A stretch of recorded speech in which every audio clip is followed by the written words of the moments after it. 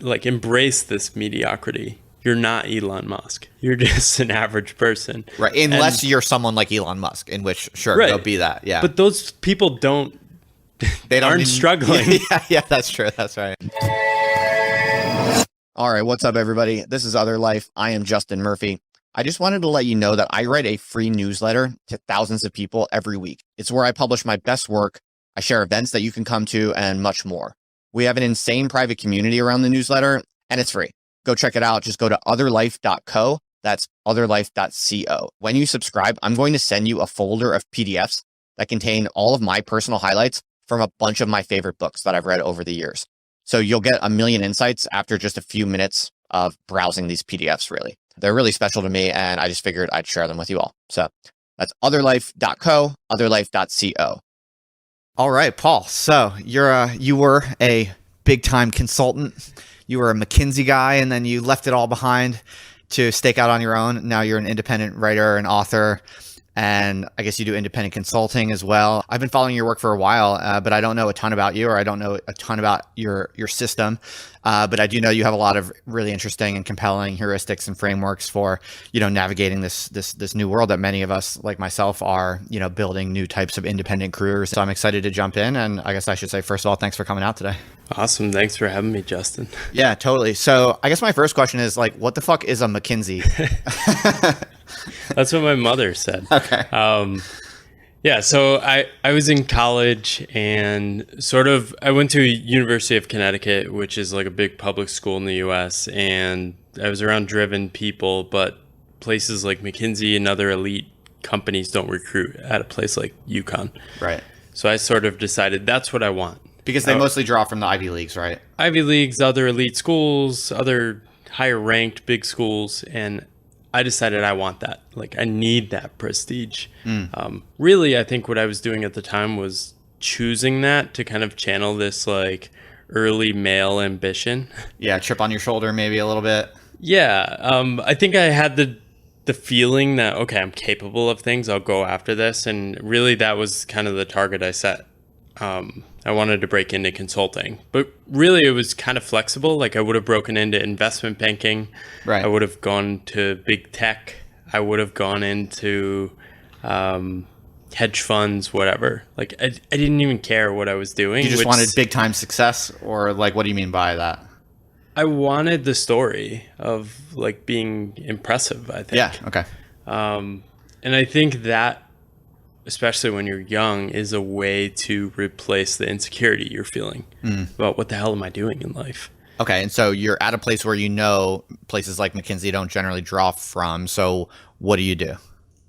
Yeah, so I applied to over 100 companies and got rejected from every one of them. So I ended up going to work at GE in finance, and after about 6 months, I just started applying again. I kept getting rejected to all these firms, and McKinsey actually ended up hiring me as a research analyst in their manufacturing division. It was kind of my background was weirdly unique for that role. But I got rejected again from all sorts of different firms, but the number one firm hired me, and it sort of changed everything. It changed my imagination for what I thought was possible. It also exposed me to a firm where that level and quality of work is actually really good. And I ended up spending the next 9 years in consulting. I loved the work, but the more I got better at the work, it was mostly the culture, fitting in, trying to please clients. That stuff was just so draining. And maybe I'm guessing it's maybe kind of like academia, in that ironically, the higher up you climb, it's the more shit work you have to do in a way. Yeah, right. You're getting paid $1 million to answer the phone 24/7. Right. In academia, it's you graduate up to something like becoming head of department, but that's actually it's a bureaucratic role. It's an office. It's an elevated and increasingly demanding kind of office job, basically. Yeah, and it took me a while to realize, I actually like making sense of ideas, doing deep analysis, research, writing, all these things. I never imagined, I could do those things, because I was in the frame of a worker path. You work in a full-time job. Sure. So you can either switch job A to job B, and I ended up working at 3 or 4 different consulting firms. But I had no imagination of anything else to do. So I kind of languished in those latter latter few years Okay. of just trying to like bounce around. Oh, the next job will be the one where I'd be happy. And now it's so clear. I just wanted a life built around like ideas, going deep on things, writing, connecting with people, teaching, all these things. And so what made it click for you when you realized like you actually could engineer that? How did you first really have the epiphany where you're like, it's possible for me to have this life where I'm just reading, writing, thinking about ideas, and pretty much literally doing whatever I want? Like, what do you remember the day or how that came to you? Like how you actually realized that that's possible? I didn't. Oh, you didn't? Okay. I had no idea before I quit my job. Oh, really? So you quit with like no game plan or what? Sort of. I had a mini game plan, but really all I was trying to do was escape. I was burnt out, and I had sort of determined this is not going to enable me to be the kind of person I want to be. I need to blow it up. Okay. So I quit with the intention of saying, I'll just be a freelance consultant. I'll work Okay. a little less, Right. mostly doing the same work though. I had no imagine of any other kind of life because I didn't have friends or family or anyone around me that was living any other sort of life. I see. All my friends now, I didn't have any friends like this. I see. So maybe you could tell us how you kind of went from just doing this freelance consulting to like having a much more open, relaxed lifestyle where you also write books and you also write a lot on Twitter, and you've really come to optimize like your own freedom and leisure. The larger shift was shifting from wanting to escape work towards wanting to design for liking work. Okay. So it's really around designing, okay, I actually want to do these things, I want to commit to them, and I want to continue to play these games over the long term. I learned that through just slow, stupid experimentation. At first, I had more space because I was freelancing. I sort of made it work in the first year, but I had enough of a window into that space where I was like, this is interesting. What's there? I didn't know what I would find, but I had this deep sense that I should just stop freelancing. Really? And at that time, where were your freelance clients coming from? Was it like relationships you had in the old consulting world that you just kind of pulled off as a freelancer, or were you getting new people from the internet, or what? Yeah, it was mostly my networks at the time. Yeah. I was reaching out to, one of my biggest first projects was an old professor. She needed just somebody to do a wide range of stuff. Funny enough, I was like launching a website for her and doing all this tech stuff, which now like, oh, I actually like that stuff. But I was doing some other more traditional consulting. I had like 3 or 4 clients in the first 6 or 7 months. Okay, nice. And I think there's often this first period when you leave your job of, holy crap, what have I done? And I think often when you're leaving, the best thing to do is just ride that wave. Like almost ride the insecurity into like just working hard and hustling and going after things and trying to make money. Yeah, channeling the anxiety, in other words. And then that runs out. Yeah. You can't just ride that forever. And then you need to kind of decide, okay, am I staying on this journey? And if I'm staying on this journey, what matters? And the next couple of years for me were really figuring out what is that. Through experiments, I tried to make money in different kinds of work. I took non-work sabbaticals.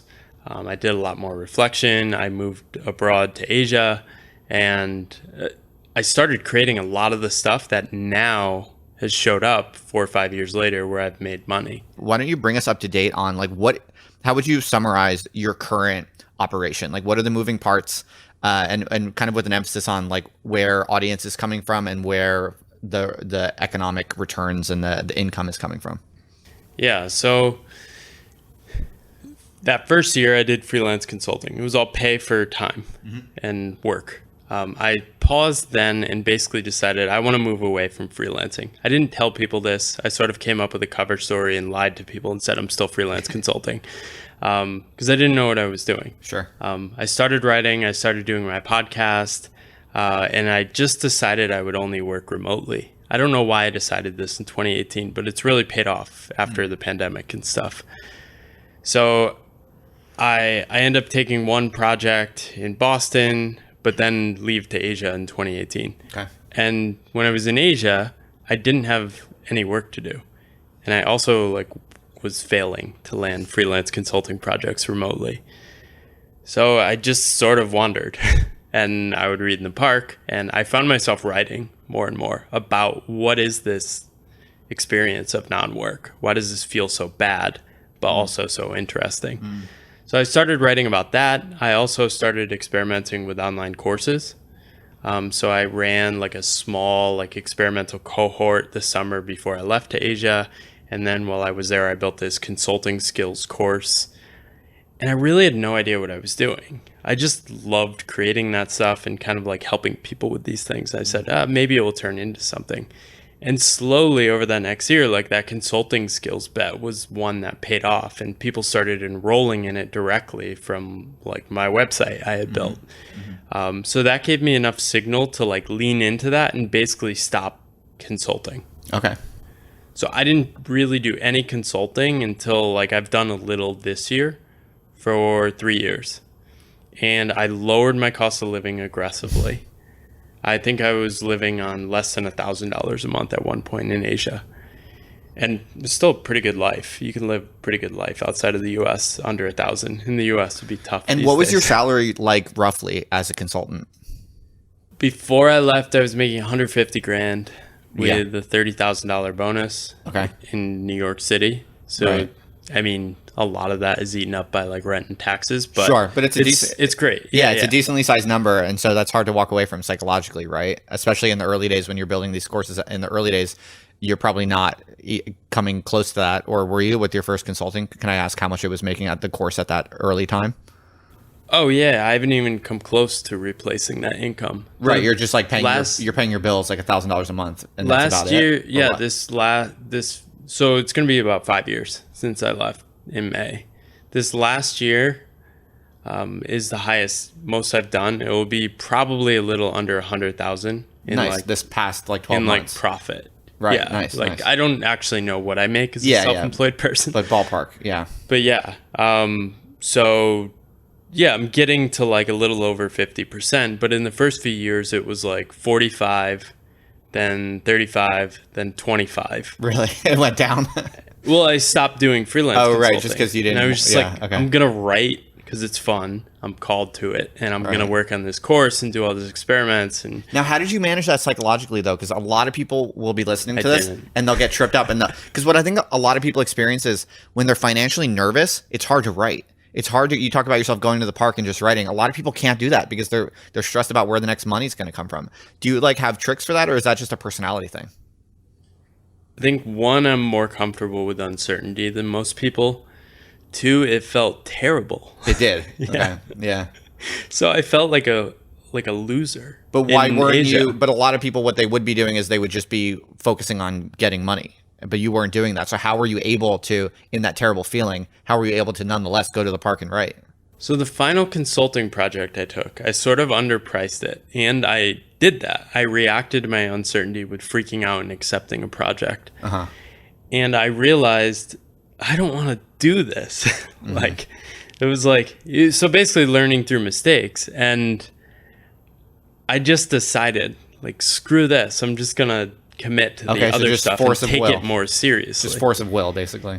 Yeah. So there's this, at some point you need to bet on yourself. And I think this is very hard for driven people because they often know how to make money. But if they step back and ask themselves, what's really giving you energy and what are you called towards? They also know that answer. Right. But they won't commit to it because it feels hard. And because the link between that and the financial returns is often unclear or ambiguous. It's like... Or non-existent. Yeah. The thing, though, I think being in Asia helped. Really? How so? There's a certain distance from your default scripts. Right. Like in America, you know how you're supposed to feel about everything. And even in cities, like you get the sense that people are working all the time. Maybe less so in Austin.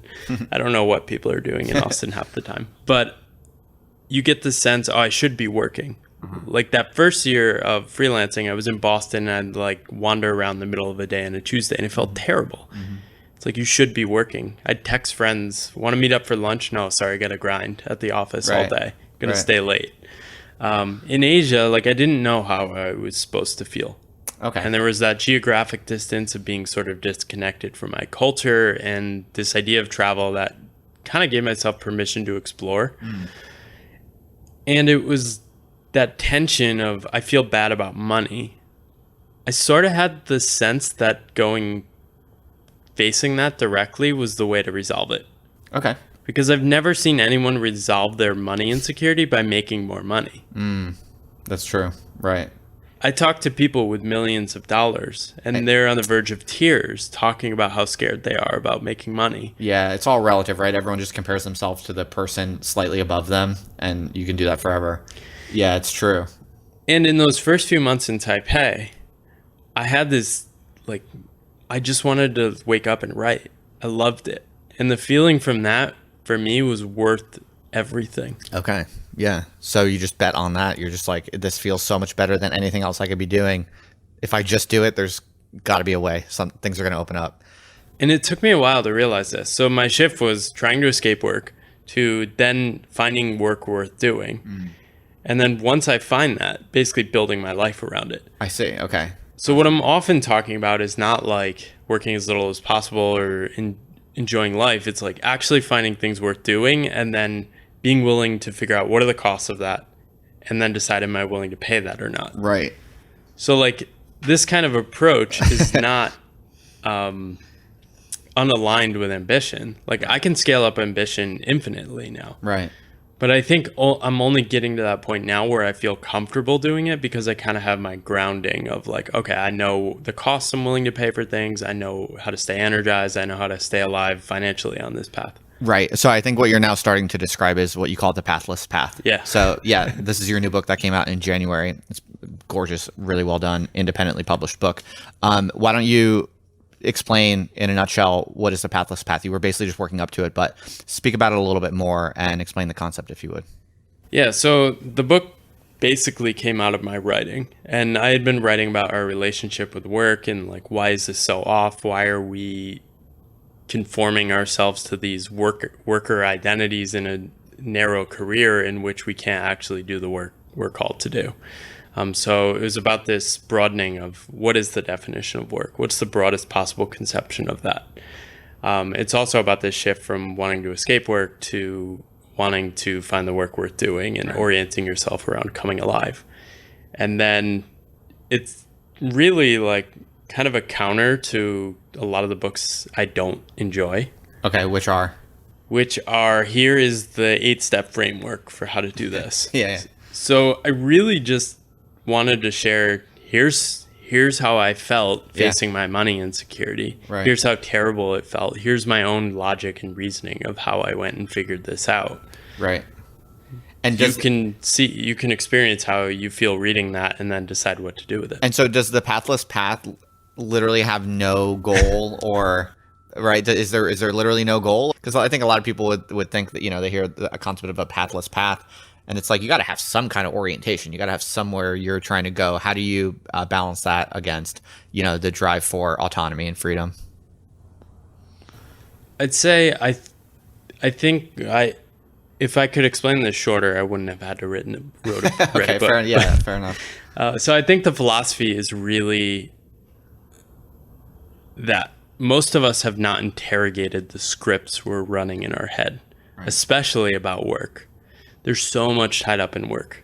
Are you a good person? Are you contributing? Are you like doing your worth? Are you creating value? All these things that people don't want to interrogate because they're really painful if you deeply think about them. Why am I working? Right. I want to be loved. I want to be part of things. So that's sort of like step one is like permission to interrogate these scripts and just become aware of them. Mm-hmm. And then I think the second part is really shifting away from, okay, these are the scripts, here's how I have to fit in, towards the possibilities for paths and the kind of work you can do now have dramatically increased. Excellent. So let's drill down into that because there's a lot here to talk about. Oh, I'm sorry if I cut you off. No, but like this wasn't possible 10 years ago. Right. But also even like, what is this? It's like, obviously it's a podcast. Yeah, sure. I posted it to YouTube and I posted it to the podcast feed, but how exactly it fits into something larger, like it's still, I've been doing it for almost 4 years now. It's still not quite super clear, like where it's going exactly, or and so it's like, I'm just saying that I kind of can relate to what you're saying, I think. Well, if you were working for a company, you could do this even if you were 4 out of 10 excited, because it would be your job. Right. On your own, though, if you were 4 out of 10 excited, this would never happen. That's right. That's true. So you have to be super excited by it. So it's a sort of way of setting up your life around things in which you're not really competing with anyone except yourself. Yeah, that's right. That's interesting. Let's break down for the audience like what you do exactly. Like what is your portfolio of like how you allocate your time? Just concretely, I'm curious. So you published this book in January. I know you have a website. You're active on Twitter. You have a podcast.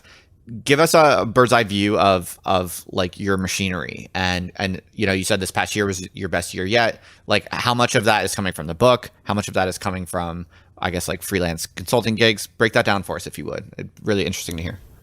So I sort of have 2 buckets. One is like the Pathless Path. Boundless is my newsletter. Reimagine Work is my podcast. Like that's where my attention and excitement goes. Okay. And I do other stuff to fund that. Okay. So that's my like Strategy U business, where I'm teaching consulting skills. I'm doing workshops with companies. I see.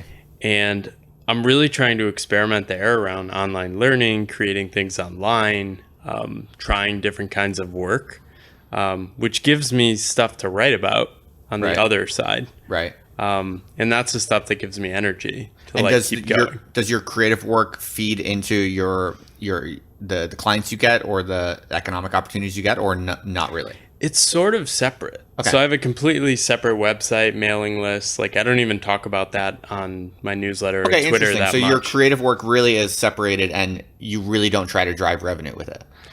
I haven't, no. You haven't. The book has been 90% of the revenue I've probably ever earned from that side of things. Okay, nice. And so I think you've published some numbers, right? How much has the book earned? I'm curious. Yeah, the book I've sold about 2,600 copies. I think I make about $6.50 per book because I self-published. I think I've made revenue-wise 16 or 17 grand. Yeah, respectable. Not like life-changing money yet, but respectable for sure. And I think this is the kind of work I know I want to do for the next 20 years. Mm-hmm. So it's really just stay alive.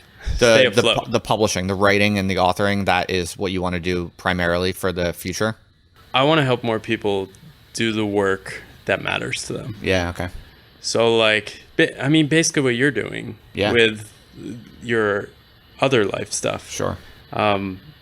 Giving people the off-ramps, helping people navigate these things, helping people see the possibilities, and then like basically being like a pseudo friend. Like you can experience friendship through like reading my book or having conversations. Right, gotcha. I was just curious if you were saying that you see the writing and the books in particular as the thing that you would love to over time put more and more of your effort into it.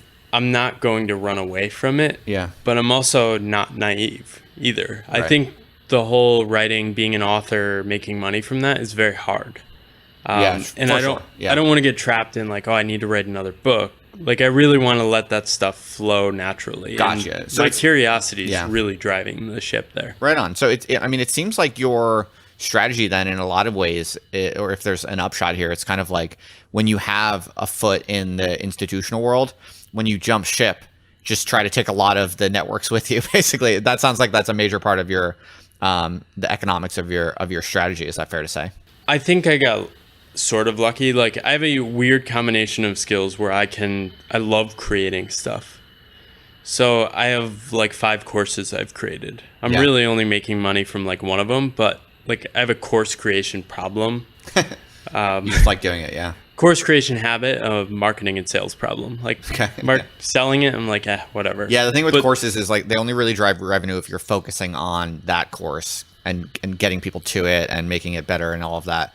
Because I actually have a little catalog also of courses I've done with different collaborators in the past, and they don't really make money unless you're like focusing on one at a time. So I started making money from the strategy consulting course, and I was making that sort of passive.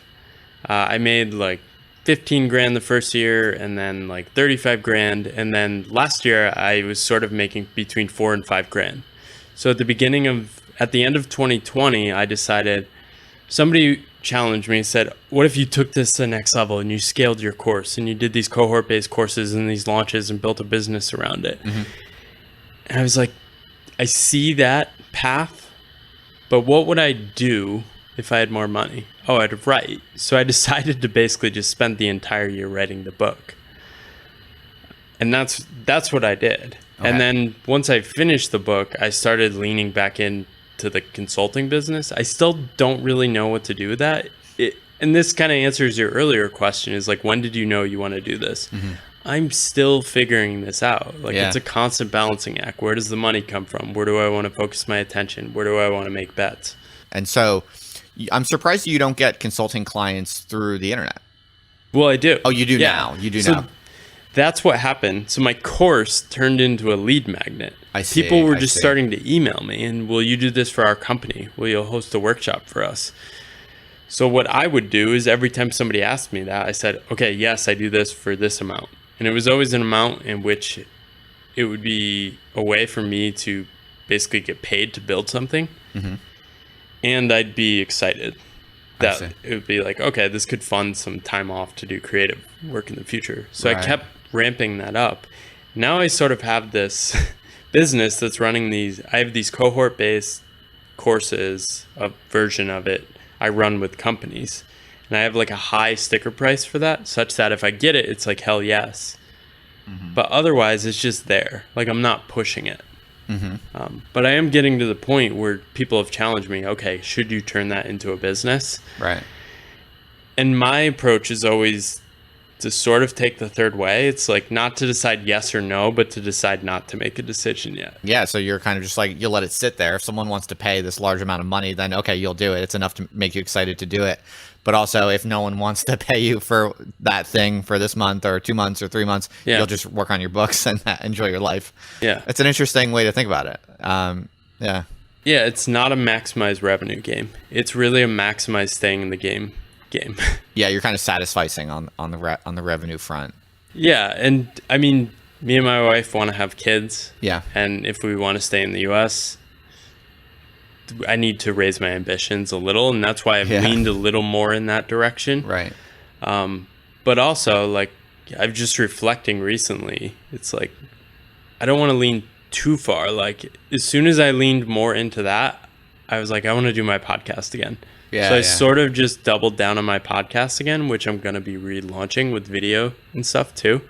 And I don't know where that will lead, but it just, like, it's that deep sense, like, I have to keep that alive. It's so important. Right. Well, I think you do really have an interesting mental model for managing all of this, because, I've never really heard people talk about it in this way and actually live accordingly.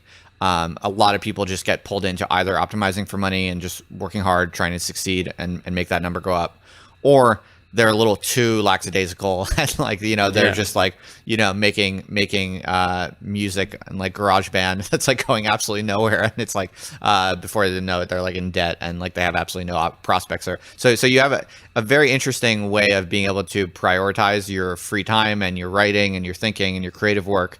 But also having like a viable economic engine. I'm kind of surprised actually to learn that they're not more integrated. Like, I was kind of assuming that your book and the things you do for your creative work was actually like a more of a driver of clients, and that it was like more tightly integrated. But you actually seem like you like a system where you have your economic engine, which is, pulls mostly from a certain, demographic, a certain consulting business focused kind of part of the world. And then you see that as mostly funding your independent creative and intellectual work. So that's interesting. Yeah, I don't know how. So I've gotten opportunities. People try to hire me. Right, through your writing. Like, coach them on this Pathless Path stuff. I see. I don't really like it. No? I don't like coaching. What I do instead is just talk to people. So every Wednesday, I've had an open calendar for 5 years where people can just book a curiosity conversation with me. And the reason I kept doing those is because they would give me ideas. And also, the underlying theme of this book is nobody's talking about this stuff. Wow. So they would tell me, and I'd be shocked. I'm like, you haven't told your spouse? You haven't told anyone in your life these things? No, just you, random stranger on the internet. Wow. So is that really worth doing? Like, these free calls with anyone who wants them? I've seen other people do this, and I look at that and I'm like, the time that you're giving away it feels crazy to me. But is it really worth it? Maybe it is. I think it's a kind of anti-strategy. Okay. To like lean against the obvious thing to do. The obvious thing to do is to look at your time as money, right, and optimize it. Right. So from that standpoint, it feels stupid. It sort of gives me energy. It also feels like the right thing to do. You feel like you're doing a good thing. I've talked to 383 people. Holy smokes. How long are the calls? Usually half an hour. Sometimes we hit it off, keep going. Wow. I've actually been overwhelmed since the book, and I'm actually turning it into like a once a week live stream. Like I had 8 calls last Wednesday, and it was like, this fried me. Like I had to recover the entire day on Thursday. But after doing all of those for so long, do you feel, not to make everything, like not to reduce everything to like financial returns or whatever, but like, do you feel that it has a positive ROI for you and everything you've done? Or is it no, and it's just like pure altruism and it makes you feel good about yourself? Can I prove it? No. But you feel that it does. But I think what's like, my book's done surprisingly well. I didn't have big expectations, but I sort of just had this bet. Like I've sort of just been friendly with people for years and helping anyone who asks me, without asking for anything in return. There's probably something there in like the spirit of generosity. Right. I think that's why people have resonated, because they see, oh, he's sort of practicing what he preaches. This is legit. I'm going to check this out. This reinforces it. Now I want to like share this with everyone. Right. So I imagine the book, and I don't know, like, I don't know what the future is like for this stuff, but it seems like this is the most interesting thread in my life right now. I can't prove that it's going to financially support me in the future, but I think it's going to take me interesting places. Yeah. And in some ways it's brought me to Austin. Okay. Because there's people like us, there's a lot of people like us doing this stuff. Yeah, totally. And that's been super energizing. Like there's just a certain permission you have when you're here to do these lives. Right. I love how you just think in terms of like what is energizing. And it's like, it's almost like to you that is your currency. That's like how you get paid. Like you're happy enough to be paid in that almost, you know? So if writing a book like rewards you with a lot of energy, you feel like you're being paid by that. And that's the vibe I get from you. And I really appreciate that, because I feel like I don't do that enough. I feel like I know there are things in my life that give me a ton of energy, but I'm not always good at like justifying them to myself and getting them on my calendar. Because, you know, we have a baby now and I'm like a little bit more money conscious. And so it's like, it's a struggle, you know, mentally, psychologically. Yeah. There's this quote in the book from Your Money or Your Life. Have you heard of this book? No. So she talks about trading your time for life force. Yeah. And that's fine. But like, you can also trade you don't want to trade all your life force for just money. Right. You want to get back other stuff too. Right. So it's sort of a shift from like seeing life as just a return of money, which you don't want to be naive. Like the struggling artist narrative is a trap. Right. But you want to get paid in other ways such that it will like energize you to keep going. Right. I imagine you're getting some of that from this. No, for sure. Yeah, definitely. Of course. But I also know I think that I could do more. I could go even harder on like for me it's writing. It comes to like I have this inner sense that I could probably just stop doing half of the things that I spend my time doing, like bureaucracy and admin and responding to emails and different types of just like little things I do for people and keeping all of my systems afloat. I could probably just like ignore half of them and just write like a madman. And I have a deep inner sense that it would have a positive financial ROI and also have a positive like energy ROI and be like a positive multiplier for everything. And I do write a lot. I'm consistent with that, so it's fine. But I have a sense that I could double it and reduce by significant margin all the other stuff, and it would probably be a winning strategy, and it would make me so much more happier. And I haven't really done it. I could, but I don't. And so that's what I'm kind of talking about. So yeah, I don't want to rant about my own like personal problems or anything but it rhymes with what you're talking about when you talk about like, you know, in Asia, not knowing what to do with money. And you're just like, I'm just going to go to the park and I'm going to write. It's going to work somehow. Well, I was lucky then because I literally couldn't get work and I didn't I hadn't created stuff. So I think there is a challenge once you're a few years into this journey of you have this admin creep. Yes. That sort of comes in and it's just there, and you're self-employed and you're taking responsibility for your life. So I should do these things, right? So it's very hard to unwind those. And I'm actually dealing with that now. Right. So we should talk about this, because I think another aspect of it is when people are paying you for things, like, you really are grateful and you really want to do, to do good by them, and you want to, give them like everything you can, and really be responsible and accountable and deliver, even above and beyond.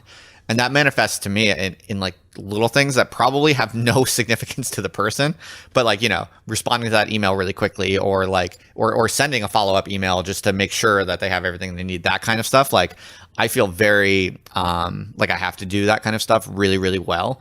Whereas like, maybe I don't, maybe they don't even actually care. Maybe they don't even notice. So maybe we'll talk a little bit about that. How do you see this admin creep? How are you dealing with it? What kind of frameworks do you have for that? My natural impulse is to work less. So I'm always trying to optimize stuff.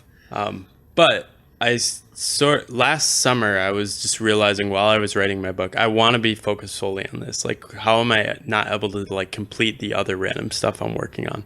So what I implemented was an every 7th week off rhythm. Okay. So I work for 6 weeks, like a 6-week work block, and then I take a week off and I don't do anything. Nothing on the calendar, no schedule. I just wander or do whatever I want. I wake up and see where it takes me. Every 7 weeks you do nothing, or whatever you want. You end up doing things, of course, but whatever you want. It's sort of like practicing leisure mode. Yeah. Okay. But it has the unintended benefit for me of forcing completion and more, like getting more things I actually want to do in those 6 weeks. Right. So I sort of start out, like right now I'm working on my audiobook. The goal for this 6-week block I'm in now is like finish the audiobook, relaunch the podcast, hire an editor. And then like the stretch goal is like try and find a sponsor for the podcast and the newsletter as a way to like fund more admin off. And that's it. That's all I have for these 6 weeks. Right. So you do these like short seasons basically. Yeah. Because like, I don't think the right lens is the work day. I don't think most self-employed people think in terms of work days, right? They probably think more in like work weeks or work months. But I ask people, what is your ideal work year? Right? So there's probably a seasonality, right? You might have a stretch where you go really hard on something or really deep on something for 1 to 3 months. But then there's probably a month where you don't do much, right? And that can be energizing for the writing, right? The best way to write is to not write. In a way, right? Yeah, I completely agree with that. Just to cultivate like boredom, basically. I completely agree with that. Yeah, I think I might want to try that actually. Every 7th week take off. That's very interesting to me. It's Sean McCabe's idea. He implemented it for himself for several years, and then he implemented it for his company, which is pretty interesting. And a bunch of other self-employed people have like really liked the idea, because it's the admin creep that if you're doing admin nonsense 52 weeks a year, there's just like a spiritual tax of that. Totally. Are there other people that you have learned a lot from, that in particular that you kind of see as role models, or figures whose their life is kind of a playbook for you, or anything like that? Yeah, Venkatesh Rao's earlier. Oh, that's right. Okay, so earlier writing is awesome. I knew that you're kind of in his sphere. Yeah, he's kind of leaned away from it in the past few years, I think. What has he leaned away from exactly? His early writing is like writing about being a like digital nomad and redesigning your work life and finding the work that drives you, and like his Art of Gig stuff was great, and I've gotten a lot of really good ideas from him. He was the one that said to me like, "Oh, I think you're designing. It sounds like you're designing for liking work." Okay. I was like, "Oh shit, that's what I am doing." Right. So I sort of adopted that, and that's kind of what I talk about in the book too. Is like the real work of your life is finding the work you want to keep doing. He is a really interesting case study, isn't he? He's been like very successful in this like world. 10 years self-employed, and is not aiming. I think it's easier to just maximize for income and opportunities, because those opportunities, if you just stay self-employed long enough, emerge. So he's designing for like. And you feel like he's an example of that? He's an example of designing for like the life he actually wants. I see. I see. So what do you mean? Okay. So, because he has a very large audience, I think, like what he's been able to do in terms of influencing, I think he's influenced a lot of people like you. I think our friend Pamela Hobart also is kind of in the, I see her and you kind of in a larger sphere that has Venkatesh Rao kind of at the center of it. So I feel like, and I bet you Ribbon Farm does like real numbers, doesn't it? I bet you his books do real numbers. Do you know by any chance? I don't think he does. Like, I think he leaves tons of money on the table. He leaves way more money on the table than me. It's like hard to give him money. Interesting. Okay. Right. But in terms of at least just readers and people who have read it and I think have been it's influenced sustainable. by it. I think the impact non-monetarily is enormous. Pretty massive. Yeah, someone needs to do like a whole case study on him and how he's done what he's done. Because I'm not like as close to him in terms of reading him and talking with him or anything as you are. I don't know him at all, but he's definitely been on my radar for a while. And what he's done with Ribbon Farm and with his books and with his larger brand is really impressive. So that's interesting. So you've learned a lot from him. Are there other, key lessons you've kind of taken from how he's done things, or what else have you learned from him? I think he has this idea around mediocrity. Okay. Which he frames it in a number of different ways, but I forget if it was him or somebody else, but talks about like the trot of a horse and like there's a sprint, but then there's this like intermediate pace called like ambling. I'm probably screwing this up. That's all right. Okay. But I can send you a link to the post, but it's sort of this pace that's sustainable over long terms of time. And it's about like finding that, like you want to find the things where like you're in a slipstream of like, this is actually what you're good at and you can do it for long periods of time. Right. Instead of like pushing. So if you decided, okay, I want to become a top 100 podcast, there's a playbook to do that. Right. And you could push really hard. You could invest money. You could hire people. You could aggressively promote. Right. There'd probably be a cost there, though, right? Sure. And you might burn out. Totally. You might literally lose all energy to ever do the podcast again. It's like just your mate's back in the city grinding for McKinsey. It's grinding, right? It's a specific kind of state, a mental and physiological state that's like you can't do for very long. It's planning. It's like, here's the plan. Right. And we're going to march to this. Here are the metrics. And some people thrive in that state. That's true. Yeah. Most people, I think, don't. And he's sort of writing around that. Like, embrace this mediocrity. You're not Elon Musk. You're just an average person. Right. Unless you're someone like Elon Musk, in which, sure, they'll be that. Yeah. But those people aren't struggling. Yeah, that's true. That's right. Yeah. Well, I wish people could spend more time around hyper ambitious entrepreneurs. Why? Because when you're around them, you realize, oh, they're just wired like that. Right. They see an opportunity and they can't do anything but exploit that opportunity. Yeah. Do you ever feel though that like you kind of wish you could turn it on a little bit harder and push a little harder? Do you ever feel like? Yeah. You feel like that? Well, intellectually, I know that I could make more money, or I see opportunities like, oh, this is obvious. But I know there's also a cost there. Right. And part of why I left my job is I didn't want to create another job for myself. There was a lot of pain in like leaving that job. My last experience was pretty painful. I don't want that again. And I'm so confident I don't want that. I had a taste of making more money. It's like, it's not worth it. I want to build a life. Yeah. I've sort of written about it as a way to like burn the bridges and like hold myself accountable. Right. I feel like so much of what you're saying resonates with me, and I wish I was a little bit more like you. One of the things I struggle with is like seeing people who I know are dumber than me, like more successful than me in terms of like money and stuff like that. Like this is something I have like I always feel a little guilty, like I should be trying harder, or I should be working harder, or I should be pushing, to use your term, a little bit harder, because I just feel like I feel bad. I feel guilty about not doing better when I know that I probably could eke it out. Yeah. I mean, two things. I think one is just retire the shoulds. Just figure out what you actually want to do and you're drawn to. And then two is you have to trade everything with them if you want their path. You have to take their psychology and all their trauma and all their issues. Right. Yeah, you can't look at someone else and pick and choose one part of what they're doing, like it, say you want that, say you want to emulate that, but then also like not take on all the other things that are correlated with it. Yeah, I mean, you dig deeper on this stuff and somebody's pushing really hard because like their parents just told them they were shit their entire childhood. Yeah. Like my parents are very supportive and loving. So like part of me thinks it's like, oh, I'm okay already. Right. Yeah, it is interesting with Austin. I feel like one of the kind of images of Austin, which goes back to like, the Slackers movie and stuff like that is, and who knows if there's any connection to reality now, but part of what Austin kind of represents that's kind of cool, and which I feel like you do still kind of see, is that it's kind of okay to inhabit this kind of ambling.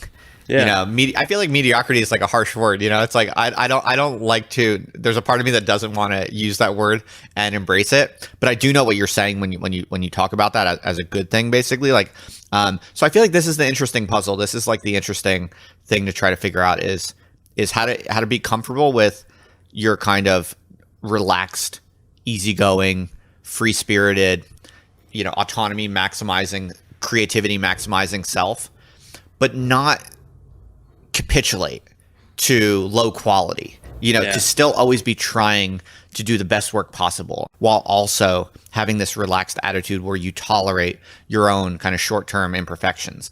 Because people will hear the word mediocrity and they'll think like, oh, I don't want to capitulate to mediocrity. I don't want to just be comfortable with being half-assed and kind of crappy. You know what I mean? So to me, this is like the $1 million question, is like to maintain this ambling free-spiritedness and a certain comfort with your current imperfections, but also be like passionately laser focused on being the best you can be and getting to the best possible. Yeah. Maybe it's just a time frame thing. Like I probably had enough ability to write a book 5 years ago or 4 years ago. I could have said, I'm going to write it, but it would have been like a future of work book. It would have been weird. It would have been attacking the organizational world and it probably wouldn't have done that well. But I could have pushed really hard and like really pushed in that first year to level up my writing game in a way that took a few more years to do. Instead I committed to like, I'll just like write newsletters and see what comes out over a number of years and like slowly trust that. And something else differently completely emerged in a way that like I was able to reach a bar of like creating something better that would have been impossible if I had aimed at it in a very like push way. I have some people in my audience who are actual consultants, or they have one foot in the business world, the consulting world, who are trying to carve out a more independent path. So I'm curious, do you think there's a particularly high leverage kind of insight or lesson for them, maybe when it comes to like what types of products or what types of work are the easiest? You said before, like freelance consulting is kind of the easiest way to just build a bridge to independence. But is there anything more specific for that type of person, like a certain way to package it, or a certain, what types of products are you offering really? How do you think about that? I think for freelancers and even like past academics, just write a ton about what you're actually curious about and go deeper than you feel like you should. You feel like writing is like the highest leverage thing you can do for all of this stuff, basically? There's such a surface level, there's tons of just surface level stuff that's not very good. Yeah. Like most like people coming from academia or like writing and consulting, they probably have very deep and interesting knowledge and practical experience. And like that knowledge literally doesn't exist. Right. Like it's so early in terms of just people sharing ideas like that. There's infinite space for like all these weird perspectives on things. Right. And like it's like dominated by like American people too. It's like I want it all around the world, like write your experience, share your perspective. Like it's probably worthwhile, and then do like 50 to 100 of those posts. And what's the best thing to sell for that type of person? Is it like a free call, an intro call, or is it like a paid call? Is it some kind of like fly me to your business and I'll do a workshop? What do you think? Yeah, and I think that was something that emerged out of my writing, is people would reach out and then I'd be like, oh, somebody actually doesn't know these things or doesn't think about these things in the way I did. So you can sell consulting on that, right? I think the next step for a consultant is to sort of package that. And this is where I think my consulting experience has helped me. So I'll design something for a company, but then I like create a process around that, and then I turn the process into like a package. step 1, step 2, step 3, here's what you get, here's the menu of options, here's what it looks like. A lot of people are not good at doing that, but that's what people want. I see. People think in consulting you have to have these like vague, like, oh, I do marketing strategy. Right, but they actually want playbooks. They want like specific They want, things here's exactly what I do, right. here's how long it will take, and here's what it will cost. Okay, so that's the next step. But in the earliest instance, is it like you're just waiting for people to reply to your newsletter and you're just doing custom, like based on what they say they want or need, it's all custom and flexible? Or is there like an introductory kind of product or thing that you should be thinking about developing? Because a lot of people in my audience are going to be like, just on the cusp of either like trying to go independent and they're trying to think through like concretely what is the first thing I should launch or build or offer people to just get my feet wet and get some momentum in terms of like building independent revenue. What I'd pay attention to is what you actually just keep doing. So my strategy consulting course, I created that and put it on the internet in 2018. That idea had been flowing around my head for about 10 years. I had this idea of, after I worked at McKinsey, oh, these skills are really interesting. They'd be super valuable to teach people. Why is nobody teaching these? Me and my buddy would like joke around about like creating an academy around this. And then in 2014, I started advising this undergrad group at my school and teaching these skills to them, and like was really struggling and they didn't understand what I was talking about. And I became obsessed with trying to figure out how to teach them. And then I would tell my friends about these things. And they'd be like, oh, wow, this is fascinating. Will you show me this? And I like created workshops for them for free. I enjoyed this. I was like volunteering at my companies to teach these things. And then I landed like a freelance project doing this. And after that, I had sort of been exposed to this creator world. I was like, oh, I'll put this up. But when I created the course, like I had no idea if it was going to succeed. So working backwards, it seems obvious that I should be doing these things. Right. But it wasn't super obvious to me in the moment. I sort of just kept trying stuff that I kept doing. So I think help people with what you're good at. Gotcha. So simple, stupid advice. Your advice is basically you have to look at what you actually are doing, that you can do, that you will do, that you know you can do, that you know you will do because you're doing it. So it's almost like looking at the immediate past will tell you what you're capable of doing, and you're just going to basically try to iteratively package that and frame that. But it's kind of an implication of what you're saying is that like if you're not currently doing something to help someone somehow, then you probably don't have anything yet to really package or monetize. And you should first focus on what do you authentically in this moment want to and can help someone with, and just get going doing that. Yeah, if you want to create a sustainable, like this is the work I want to do over a long term, right? Step 1 is figuring out, okay, do I actually want to be in a path like this? And then if so, what am I willing to compromise? I think these things take years to emerge, not months. People aim, like these paths are becoming legible now where people, I'm talking to people and they're saying, I want to make 300 grand in my first year of self-employment. I'm like, I have no idea how to help you. But if you're interested in aiming at there in 3 and 4 years, I think I could help you think about strategizing a path. You've shared a lot of interesting suggestions and ways to think about things. Are there other, key insights or heuristics that you would give to people like this who come to you and ask you these types of questions? Sort of ties back to what we were talking about with mediocrity, but our default work world is sort of built around this idea that work is suffering. Yeah, it's Protestant work ethic. Yeah, and Catholic ideas too. Thou who does not work shall not eat, right? Right, and idle hands are the devil's workshop. Yeah. It's like you should feel shame for being idle.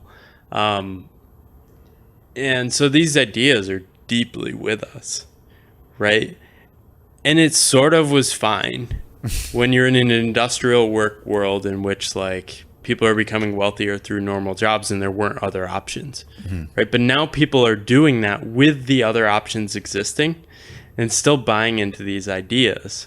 Like people have weird reactions to me if I'm not working in the middle of a workday. Like they can only pair the idea that I sort of have to trade off my time or be in an office somewhere.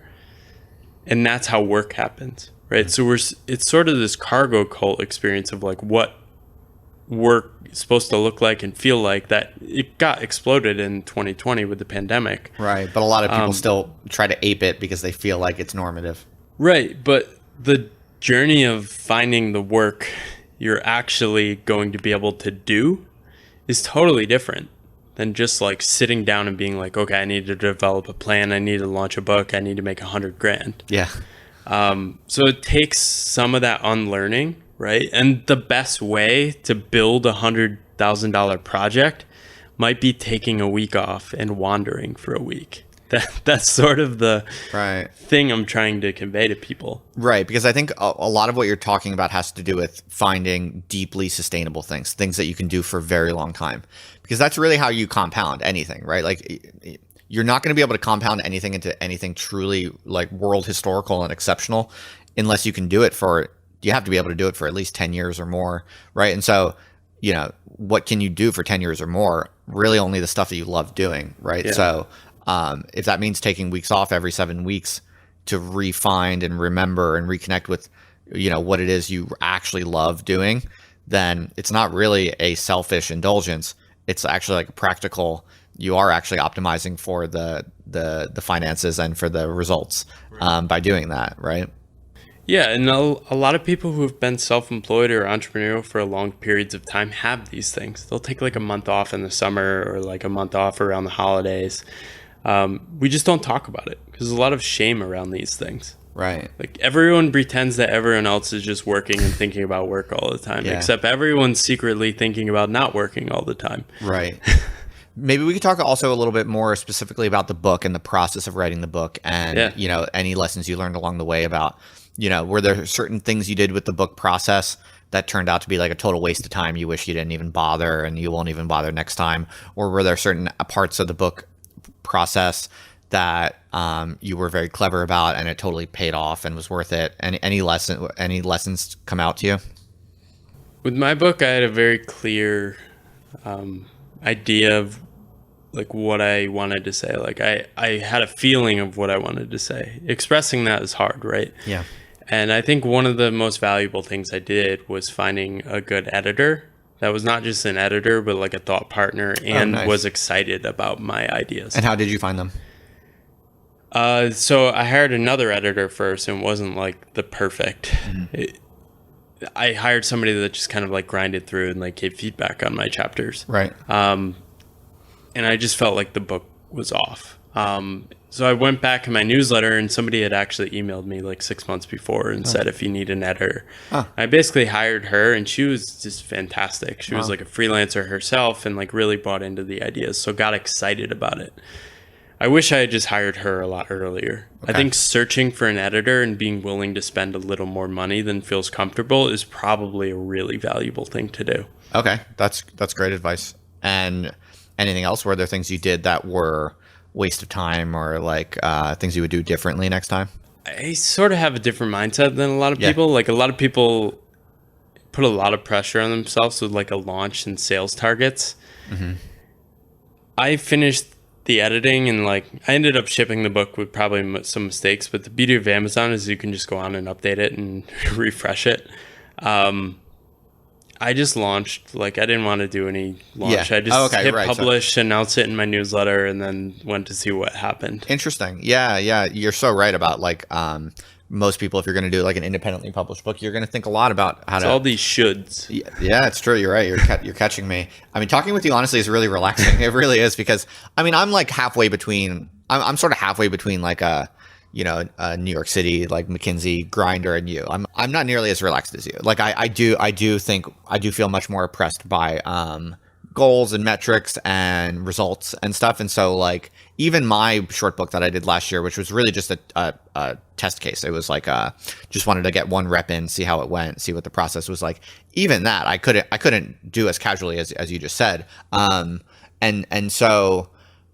But listening to you, I really appreciate and realize like it is so true that these aspirations and pressures to perform and optimize for metrics and stuff like that, it becomes such a weight on your shoulders that you just avoid doing the thing. You don't want to do the thing. Like I probably could have done a second book since the first one and probably would have loved it. And maybe it would, could have been quite successful, certainly more successful than the first one. And it would have been really meaningful work that probably would have made a lot of sense for what I'm doing and been a good thing to do. But I haven't, in part because in my mind, it's like, I'm not going to do it until I'm going to really do it right this time. I'm going to really crush it, and that can be good, but it also can be a paralyzing attitude. So talking with you is like very relaxing. Well, that's me. I am a generally relaxing, calm person. The goals make me stressed as hell. Yeah, they do. Right. So I'm sort of just optimizing around my own flaws. Right. And I've found that like the things I'm good at are like talking with people, having these curiosity conversations, writing consistently. That's the stuff that's going to sell my books. Right. Me coming up with a marketing plan and like right. nailing it down like day by day and like trying to get, there's all these hacks that feel just so terrible and would just ruin everything for me. It's like you need to optimize your pre-sale. I read about pre-sales, like I accidentally launched my book. I didn't know it automatically launched. The printed books you can't pre-sell as a self-published author. So after I launched, I'm like, shit, it's launched. I was going to do a pre-launch for like a couple weeks, but I was like, screw it. And like, it is. I don't know. It doesn't. People will still buy it. It's still. It doesn't seem to matter that much. It's arbitrary. Like what people are optimizing for is like being number one on the rankings in the first week. Yeah. Which like people claim matters, but it's not clear to me that it actually does. Okay. Right. Like I've sold more books as I've gone on, which has gone through like selling them or talking about it on podcasts and just I think word of mouth and people telling each other and me sharing reviews and stuff. Whereas like people just want that number one gold star. Right. That's interesting that you think maybe it's a lot of hype and stress that's not even really for a real result. It's more like these honorifics. It's like, to say that you were number one on the first day or something like that. It might not even translate into more sales in the long run, but it just like feels like success. It's like a visible marker of success or something. I think it's a legacy from the publishing industry. There was one way to do a book forever. You had to get permission from a certain number of companies in New York. Right. And they did things a certain way. Right. And the whole goal is to get on a New York Times bestseller list, right? Right. But with like Amazon, the infinite reach of the internet, like anyone can search your book at any time. Right. And how did you write the book? Did you just sit down and, bang out a table of contents and then just diligently, wrote the whole thing in a few months? Or did you piece together like past notes and half-written blog posts? And, tell me about the composition process, because this is your first book, right? You've never written a book before this, right? So, a lot of people who want to write their first book feel pretty stumped on just the process of composing and writing. How did you do it?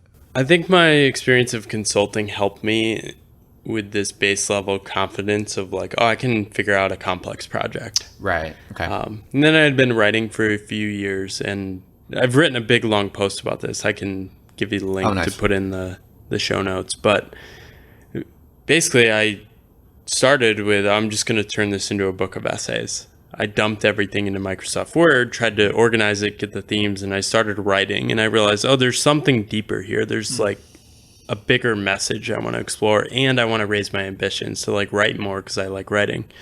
So I sort of shifted to I'm going to write a book, and I started out, I'm going to launch this in March. I started writing in December, and then I'll launch it in June. I'll launch it in September. I'll launch it in December, and I finally launched in January. So I totally didn't understand why it took so long, but I think it takes so long because you're shifting back and forth between this like top-down mode of structuring, getting your outline, getting all the themes together, and then going back in and like doing the details and tying everything together. But you might fix like one chapter and then it throws off the structure, and then you're pulling back the ideas back and forth. So I'm very good at like that back and forth.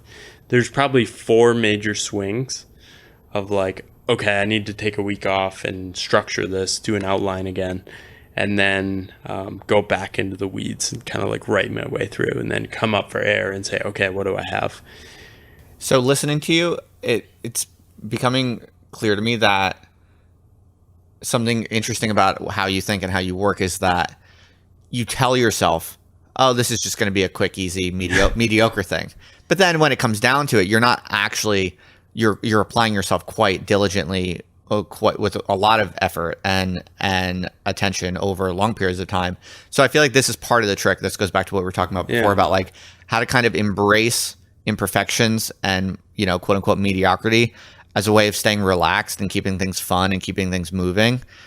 But when you drill down, you're not really like capitulating to mediocrity. You're actually putting your heart and soul into it, and you're trying to make something amazing. Yeah. But it's almost like you're using a comfort with mediocrity as a psychological like loosening tactic or something like that, right? Yeah. Because when you say like it's December, all right, I'm going to publish this book by March, you're basically acting as if like it's no big deal. It's going to be quick and easy. I don't care that much. It's going to be mediocre, right?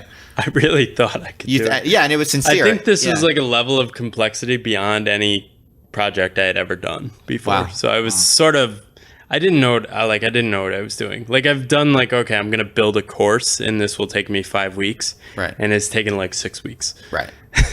But this was different. But I think it's revealing. I think you're right, though. And this might be a useful thing for people to think about. I mean, I'm also a big fan of just like committing to unrealistic deadlines as a way to just do more. I mean, I think like even Elon Musk does this kind of like a lot of people. It's just you kind of know in the back of your mind you're never going to hit that deadline, but you set it unrealistically short just to get moving and force yourself to go at least as fast as you can. Okay, so fascinating. And so you hired an editor who was really good for you, and you also hired a designer, I think, for the cover, you told me. Were there other things that you outsourced, or other tools or, you know, tactics of any kind that, you know, like helped you do it better, or no? I used Microsoft Word and then Google Docs. Google Docs gets a bit flooded if you add tons of comments. At the end, I asked people for feedback, and I asked people just give a +1 anywhere like you really enjoyed reading. Oh, okay. And then I had the editor basically just like, don't cut any of those sections. That was basically all the feedback I had. And then you did cut a lot. You had the editor cut a lot. You just had the editor kind of go through with like a red pen and say this has to go, or she very like built on like what I had. Yeah. It was like, I think you're trying to say this, lean in more here. And then just like some generic editing, right? Right. You could say this more clearly, things like that. But she really worked with my voice. It's so hard. Like editors, you can get an editor that's like, here's the exact way you're supposed to write English. And it's like, okay, I don't actually want to write perfect English. Yeah. But then, I just export the file and upload it to Readsy. Yeah. And it was like almost more straightforward than I expected at the end. Right. You upload it to Readsy, and then you format it. You put it in chapters. You pick your font, your spacing, and you export the file, and then you just upload that and then the cover files to Amazon. There's some other publishing platforms. Like I've uploaded it to Google Books, Apple. I have an Indian self-publishing arm because I have a lot of readers in India. Nice. Just so the book would be cheaper over there because they don't have a local Amazon printer. And Ingram Spark is to like go to all the other random bookstores. Okay. And that was pretty much it. So you can find it in like brick and mortar stores? If the stores ordered it. Yeah. I requested it at the Austin Library. Yeah. So nice. I think they're getting hardcovers. Nice. But yeah, I haven't really leaned into that. Apparently you can like pitch distributors to like stock your book. Right, but that's a shit ton of legwork. I looked into it and just, well, that's the thing. It seemed like, that's going to be so annoying. Right. And do you think much about like growing your audience? Is that even on your mind? Like you pay attention to newsletter subscriber counts, or are there any like metrics that you do care about, or no? I think I'm optimizing around, like, I don't want the path to disappear. I don't want to have to go back to work. So I'm not maximizing things, but I'm not stupid either. Like I worked in consulting and went to business school. I know like how things work. Generally, if you write consistently, your audience grows. Yeah.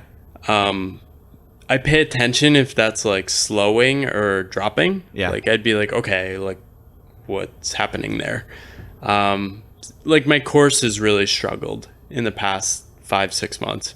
probably because spending for online stuff has dried up. The pandemic is ending. People are going back to work. Finances are just getting tighter. But I'm like, okay, what is this? I don't really know yet, but I'm paying attention to that. Right. So I don't want to go out of business, but I'm not trying to be the greatest creator of all time. Yeah. So you see the metrics as kind of these, signals that you will pay attention to and respect if they show signs of severe danger. Like if any of your metrics are starting to suggest like, oh, this could possibly, if I don't tend to this could possibly mean I'm out of business and I got to go back to my old job. You'll pay attention to the metrics to stave off, those kinds of things and make sure the ship is afloat. But you're not really looking at any metrics and thinking like, I'm trying to crush this number. I'm trying to make this number go up as fast as possible. Like you don't think about any metric in that way, really. When I quit my job, I had about a year's worth of living expenses to support my cost of living. It's probably about the same now, my savings, like cash. Okay. So I'm like pretty high cash as like, this is I can pay myself if I don't have any money coming in. Right. It's grown a little, but not like tons. And I sort of have that as like I always have this year to bet on myself fully without making income. That will be fine. So your key metric really is just your reserves. Yeah. So my goal is like, I want to break even. Like I want to pay for my cost of living each year. Of course. Right. And you want to keep that reserve more or less constant. As long as it's not, as long as the reserve is not decreasing, then you're good. You feel good. Yeah. And even better if I can like save a little for retirement and things like that, which I have been able to do in the past couple of years. Not tons, but it's like, oh, this is pretty cool. Like I'm actually making this work. And I mean, I see so many people that do what we're doing for like a year or two, and then they go back to employment. Like I'm not that. Totally. I think I really like this path, and I'm I would bet that I'll probably be doing something like this in 10 years. Yeah. In which 90% of people will like give up or go back to work or are not going to be like publishing issue 1,275 of their newsletter, whatever platforms we're on in the metaverse or something. Yeah. Yeah. It's fascinating because I never really think in these terms, but when I'm honest, if I actually reflect on how I do think about it, I think I do kind of think in a similar way. Because I don't make a ton of money, but I do feel pretty confident. You're not going back to academia. I'm pretty confident I'm never going to need to get a real job. Like like I have a deep inner conviction that's not just like fantasy. I feel pretty strongly confident based on the data, based on, basic growth assumptions and basic, I think pretty conservative assumptions. Like I'm not, making a ton of money by any means. But I still feel like I'm pretty very confident, I would say, that I'm going to keep getting, everything's going to keep growing, everything's going to keep getting bigger and bigger, and other opportunities will also emerge and evolve or whatever. So I think it's kind of because I do think in a similar way, like I maybe am optimizing. I have been optimizing for that also since leaving my career. Like, everything's about making this game last as long as possible, which is, I think, what you're saying.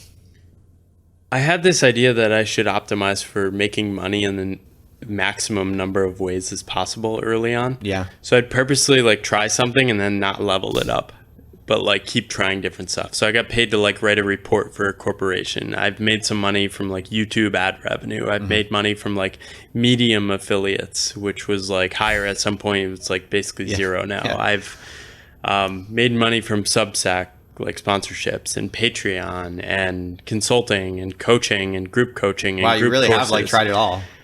And that's how I got to the same thing you're saying. Is like I sort of proved to myself, okay, you're gonna make it. Yeah, like because you try so many things and you're like, I could make it on any one of these if I really went all in on it, right?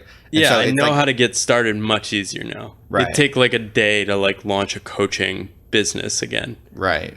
I don't want to do coaching, but I could. I would do it above going to work full time in consulting or something. Right. I know exactly what you mean. And I feel like I did that also. I mean, I'm only 3 years out from quitting academia. You're a few more from quitting consulting. But I think in the first few years, I kind of did the same. Like I tried many different things, and in a way, I'm still kind of recovering from it because what I'm sure you find, I'm guessing you found this also, is like you try too many things to try to experiment and get a lay of the land, but then you kind of have like these like half-assed kind of involvements and commitments, and I find that to be incredibly oppressive. So now the kind of phase I'm in now is basically trying to consolidate and merge things or delete things, and go tell people like, hey, this is over. Don't expect anything more here, and like whatever. We're merging this into that and consolidating or whatever. And that's like a long process. Like it's so hard. It is hard, and I'm very proud and happy to say I'm actually really doing it. It was with the baby is what like really motivated that. So I'm very pleased I am doing it, but it is hard, and it's also like it's a process. It's not like one day you can just like close everything up and rationalize everything up. It's like months of messaging and aligning things and rebranding things and moving things. It's like, so there's a real cost to like that experimentation with a bunch of different things. You're going to pay the price but it is important for people to know that you can do anything. You can change anything. Like, you can always change everything. So it's like, I think it is kind of a natural cycle. It's like a part of the process to try a bunch of things, and then unfortunately the result of that is you're going to have this like portfolio that's a little too overwhelming, and it's going to take some time and stress and difficulty to wrap it up and consolidate it, but it's just part of the process, and you learn as you go. And now I'm super pumped on it because I feel like I've really narrowed it down to like 3 or 4 moving parts, and they're rationalized and they feed each other, and but that's kind of like the next level, I feel like. It's such a hard thing there is this complexity creep of the internet just keeps like growing. Right. Like the information expands. You start one website, but like you never shut it down. And like, it's so hard to shut these things down, especially if they're like generating like a couple $1,000s or something. Dude, it's like, really hard, but also it feels amazing when you can do it. I'll give you an example, not to talk about myself, but because it's interesting to people. It might be interesting to people. Like, so one of the things I did was when I left academia was, I built like a little kind of educational community, if you want to call it that, because I was a professor and I was thinking always in the terms of like, how can I just port over what I was already doing and the value I was already creating, but in an internet equivalent way. So I considered different business models and did a lot of research, and I decided to take a stab at a membership model, so like recurring revenue, just because that seems really attractive, right? It's like having that kind of predictable element where subscriptions renew. And I won't go into the details, but like it was pretty successful. People, it did pretty well for people. It like helped a lot of people.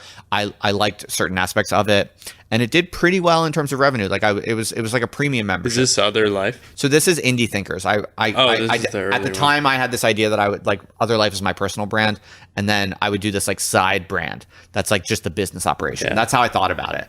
In retrospect, that was a mistake. I think it was a lesson learned that it would have been better to keep things simpler and keep like the number of properties and the brands like smaller in number. So it was a learning experience, and it was good in many ways. So it was cool.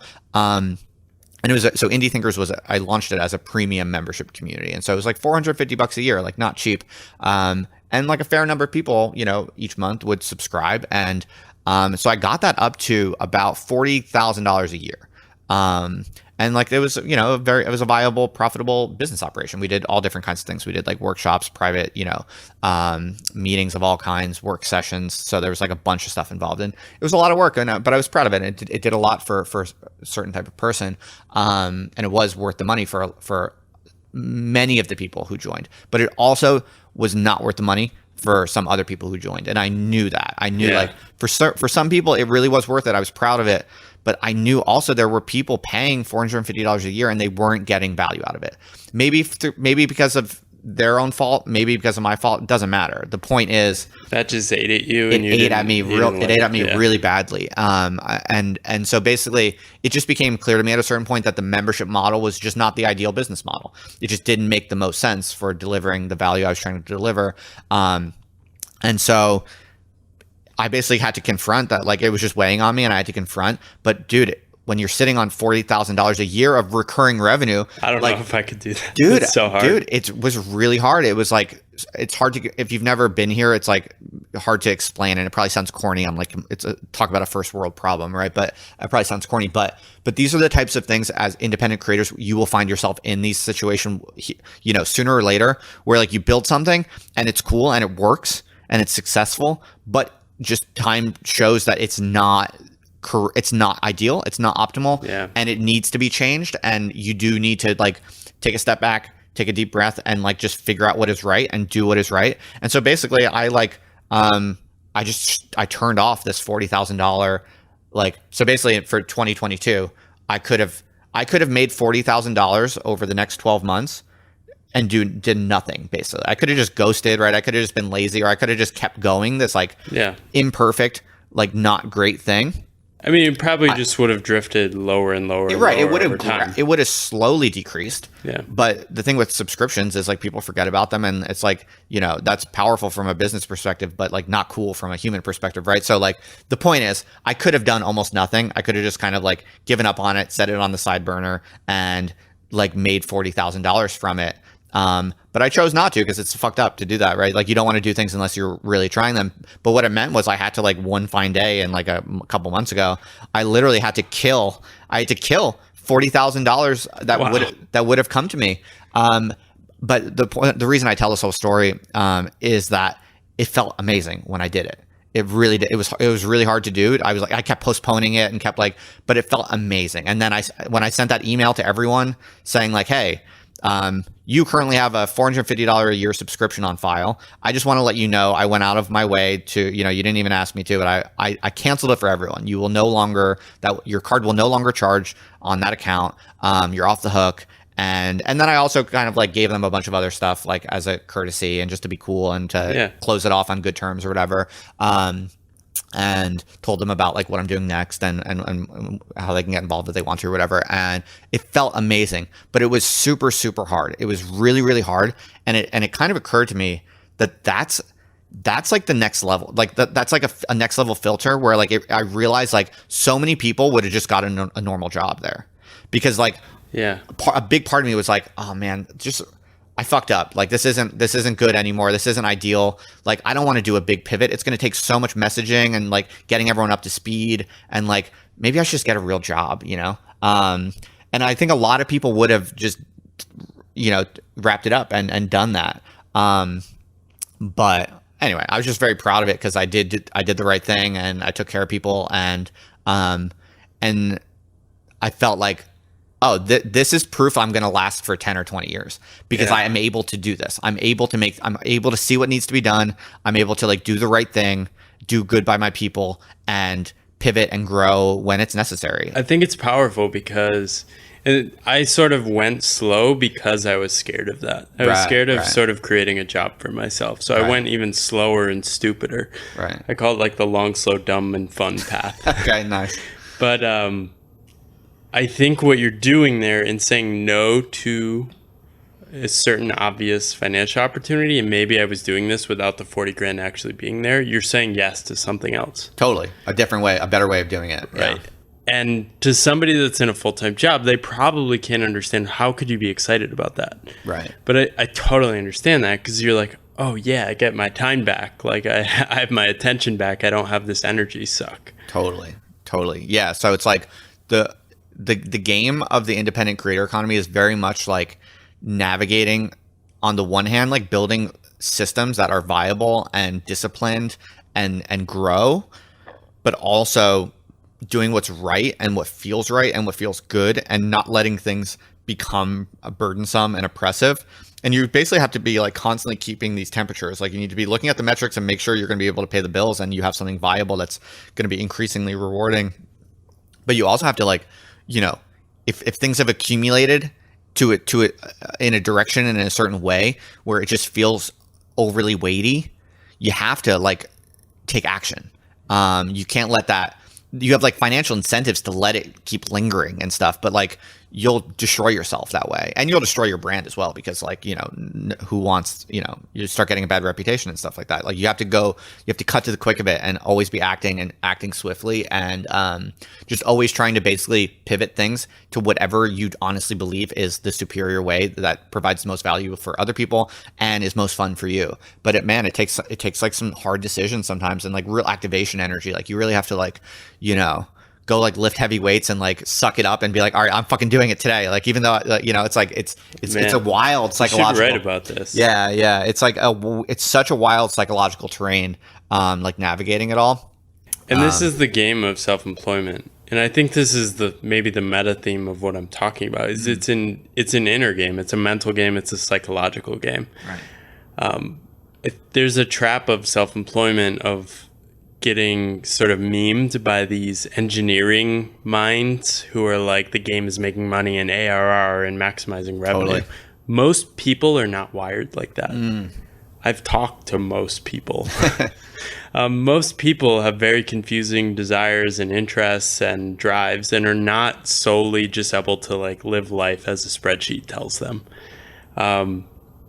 In full-time work, you can sort of just do stuff you don't like because you're getting paid for it, and you're risking disappointing others and fear of being shamed and like just not having approval. Right. That can keep you going doing stuff you don't like. For most people in self-employment, you can't do that. Right. And that's why you often see a lot of pivots. A lot of people like pick and choose people that are doing like really successful stuff on career paths now. Go back 5 years, they were doing something completely different. Yeah, they had that's some true. sort of like rebrand or pivot. Right. That's true. Yeah. You have to be able to do that and do it swiftly, and really just follow like what is, I think one of the most important things you said in this conversation was basically just optimizing for whatever is going to let you do it the longest. Yeah, I have a chart of like my income. The first year it's like this, and then I went to like basically zero, and then like slowly climbed over 4 years. But I was also tracking like number of income streams. So we went from 1 to like 12. Really? 12 over like $100 a month. Wow. Okay. And any one month, like some of those will fall out. And is that what it currently is still, or? I think it's about 12 or 13. Wow. Random things. Yeah. Wow. Is that in the book? It's not specific. Yeah, I talk about like that strategy. Okay. Because I would love. Did you publish that anywhere? I would love to see like. I have it on Twitter and in an article. Yeah, I can nice. share a link. Nice. I'd like to look at your actual portfolio of income streams. That was awesome, and thanks for sharing your wisdom. And it was a real pleasure getting to learn under the hood of your operation and how it all pieces together and how you've built what you've built.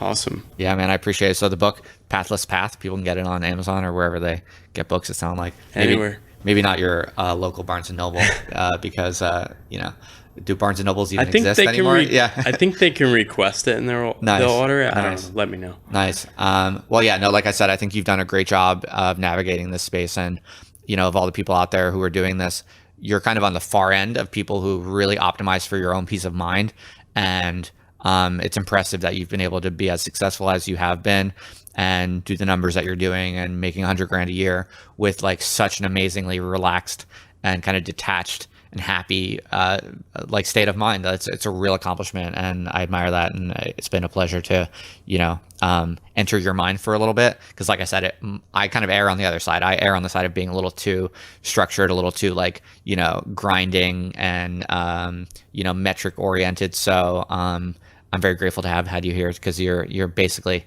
giving me exactly the kind of antidote that I happen to need right now. So I appreciate that. Nice. Yeah, people can go check out the book and go connect with Paul on the internet.